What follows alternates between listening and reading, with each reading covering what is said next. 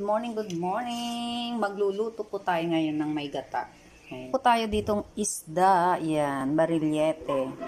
Piprito ko muna itong isda. Yan. Tsaka mas masarap pagka piniprito muna siya bago ko siya igata. Yan. Gagamit tayo ng ating Coco Mama. Yung ating fresh moringa. Yan. Ihahalo natin dito sa ating lulutuin. Ayan. Siyempre yung ating sibuyas, bawang luya at green chili. Yan.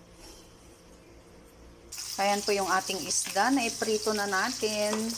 So, ilagay na po natin yung kanyang luya. Tuin lang natin yung luya niya. Then, isunod natin yung bawang at sibuyas. Piniprito ko po yung, yung isda kanina. Nilagyan ko siya ng paminta at saka suka. Yan. Parang pinaksiyo ko ba muna. Lagay na natin yung sibuyas at bawang. Ayan, okay na yung ating sibuyas, bawang, luya. Lagyan po natin ng konting tubig.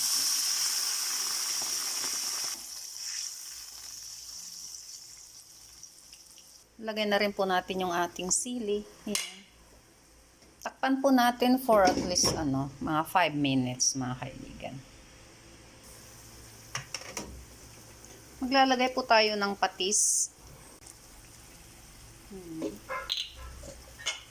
Brown sugar, pamintang durog.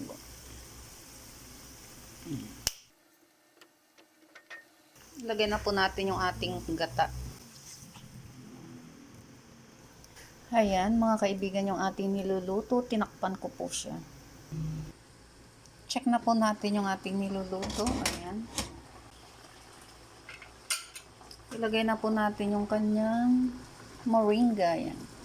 Lutuin lang po natin yung moringa niya and then pwede na natin siyang i-turn off yung kanyang apoy.